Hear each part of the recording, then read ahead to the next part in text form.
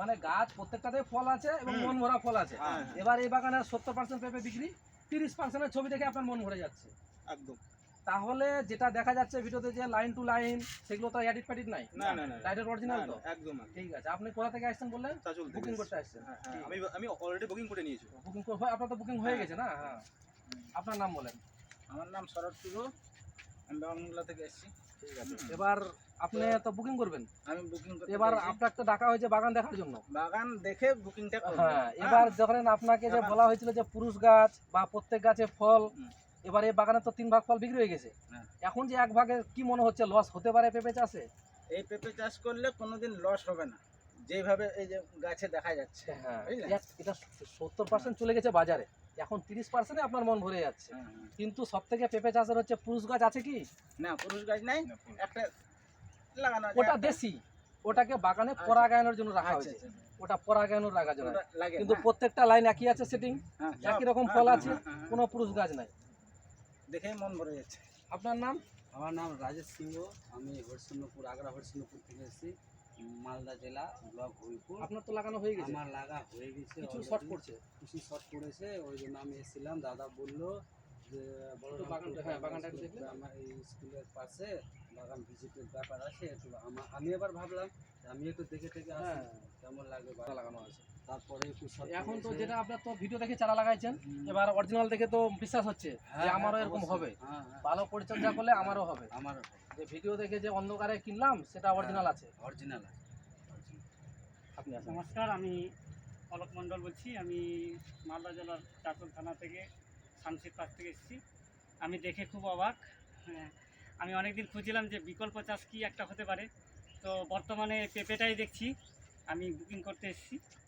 এবার যেটা ভিডিও থেকে দেখে সেটা অরিজিনাল মনে হলো, হ্যাঁ, যে মনে এইভাবে হলো। চাষ করলে কোনোদিন লস হতে পারে না না। না না, এরকম সঠিক চারা যদি চাষ করা যায় কোনোদিন তাহলে পেঁপে চাষ- লসের না না না। এখানে তো শুধু ফলই আর ফল দেখছি, ফলে পাতায় এখন কম তো দেখছি, কিছুই ফলই না, দেখছি। এখন কিছুই না।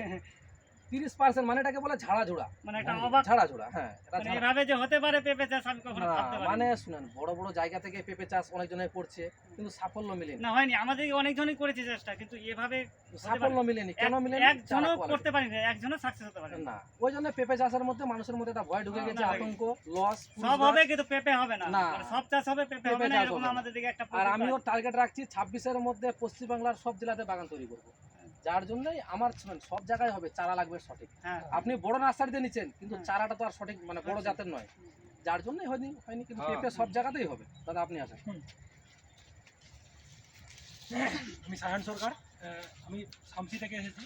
দাদার ভিডিও অনেক দেখেছি এর আগে, ভিডিওতে ভাবতাম যে এই ভিডিও এগুলো হয়তো এআই দিয়ে বা হয়তো এডিট করে বসানো আছে। হ্যাঁ হ্যাঁ, এরকম এগুলো লাগে। এর আগে যেহেতু ঠকেছি আমরা, অনেক নামি নামি নার্সারি থেকে বলে শুধু হাইব্রিড। দাদা যেগুলো বললো এখানে এসে সত্যি বাস্তবে দেখলাম। অনুপটা বললো, অনুপটা যেটা একটা ভিডিও কয়েকদিন আগে ছেড়েছিল যে মিশন 2026 পেঁপে বাগান প্রত্যেক জেলাতে, ওই উদ্দেশ্য নিয়ে আমরা এসেছি। আমরা আপাতত এখন গাজলের সাইডে আছি, বাগান ভিজিট করতে এসেছি। ভিজিট করে সাফল্যটা মনে হচ্ছে, সাফল্য মনে হচ্ছে, কারণ এখন প্রায় যে বাগানে আছি আমরা প্রায় 70% হারভেস্ট হয়ে গেছে। এখন যা আছে 30% আছে, এগুলো সব পাকাতে মোটামুটি ভালোই দাম পাওয়া যাবে। তো আমরা এই বাগানটা দেখে আমার খুব ভালো লেগেছে। মোটামুটি বিকল্প চাষ হিসাবে এগুলো ঠিক আছে। ধান পাতাগুলো তো পুরাতন যুগ, এগুলো চাষ করে নতুন কিছু করতে হবে। এগুলো সময় যেন ভালো টাকা, এগুলো হাইব্রিড, F1 যাদের হাইব্রিড আছে এগুলোকে আমি গাছ বুকিং করতে এসেছি। আমি আপাতত মোটামুটি 400 গাছের মতো বুকিং করবো। তারপরে আমি কি জানি ভাবনা আরও বড় প্রজেক্ট আমি কিন্তু দেখে এটুকু ভরসা পাওয়া যাচ্ছে যে চোখ বন্ধ করে চোখ করা যায়, যেটাই ভিডিওতে দেখেছিলাম এখানে এসে বাস্তবে কোনো এডিটের ব্যাপার নাই, না কোনো ই নাই। না, এখানে ডাইরেক্ট যা দেখা যাচ্ছে সঠিক আছে সব সঠিক। আমি মালদা ডিস্ট্রিক্ট গাইল থানা থেকে এসেছি। আমি মার্কেটে ডেলি যাই, যদিও মার্কেটিং করতে। তো পেঁপের আমদানি আসে কোথা থেকে, মনের মধ্যে আমার তো আমি মাঝে মধ্যে ভিডিও দেখি, মোবাইলে দেখি, তো আমি অরিজিনাল জিনিস পাবো কোথায়? সেই চাষটাকে খোঁজ করতে দাদার নাম্বারটাই, যে দাদা আমাদের পেঁপে গানে নিয়ে এসছেন, ওনার নাম্বারটা যেভাবে আমি কালেকশন করার পরে দাদা কিছু পেঁপে বুকিংও করেছি গাছ। তো বুকিং করার পরে দাদা বললো যে একটু মাঝে হাতে আমার একটা ভিজিটিং আছে, আসো তাহলে তো ভালো হবে। তো এখানে এসে তো মানে আমায় কি বলবো, বলার মতো ভাষা খুঁজে পাচ্ছি না। এখানে 3 ভাগ শেষ, 70 তার মধ্যে 30-এর ছবি। 100%-এর মধ্যে 70% অলরেডি মার্কেটিং হয়ে গেছে। 30% দেখে তো আমরা মানে এটাতে আগ্রহ হয়ে যাচ্ছি। এটাতে আগ্রহ অনেক। এটাতেই আগ্রহ অনেক প্লাস এইটুকু হলে তো হ্যাঁ, সবার তো বেশি। কি বলবো আর এই যে দাদার সাথে সহযোগিতায় আমরাও বাগান ভিজিতে এসেছি। হ্যাঁ দেখে তো অরিজিনালি দেখে মনে হলো ভিডিওর original মতোই আছে, মনে হলো হ্যাঁ। কিন্তু 70-30 চলছে এখন, 70 চলে গেছে, 30 এখন বর্তমানে আছে গাছ। হ্যাঁ 70% ফল অলরেডি চলে গেছে। ছিল তো- কিছুদিন আগে যেখানে দাঁড়াবেন পা থেকে মাথা অব্দি ফল, সেটা এখন আর হচ্ছে না, কারণ পাকে যাচ্ছে তো দিন দিন। তুলে দেখেন, তুলে তুলে রাখছে পাকে।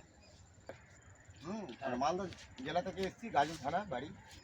তো আপনার পেঁপে দেখে আমার মন ভরে গেছে। মন ভরে গেছে, বুকিংও করা হয়েছে। যে মোবাইলে যা দেখা যায় তা বাস্তবে হয়, হুম, এরকম কিন্তু হয়। হয়, কিন্তু এই যে আমরা বাস্তব দেখলাম যেটা, হ্যাঁ, এটা সত্যি, দেখে সত্যি, ভরসা হলো যে ভরসা বাস্তবে হলো, হয়। এই হবে। মোবাইলে তো কোথাকার ভিডিও দেখায়, চারা হ্যাঁ। বিক্রি করছে। কিন্তু আমাকে দেখেও ভালো লাগছে, মন ভরে গেল আমার। যে চাষ করা যায় করা যায়, বা করবো, আপনি করবো। বুকিং করতে এসেছেন। হ্যাঁ, ঠিক আছে দাদা, এ বলে আপনি আসেন। শেষ করলাম।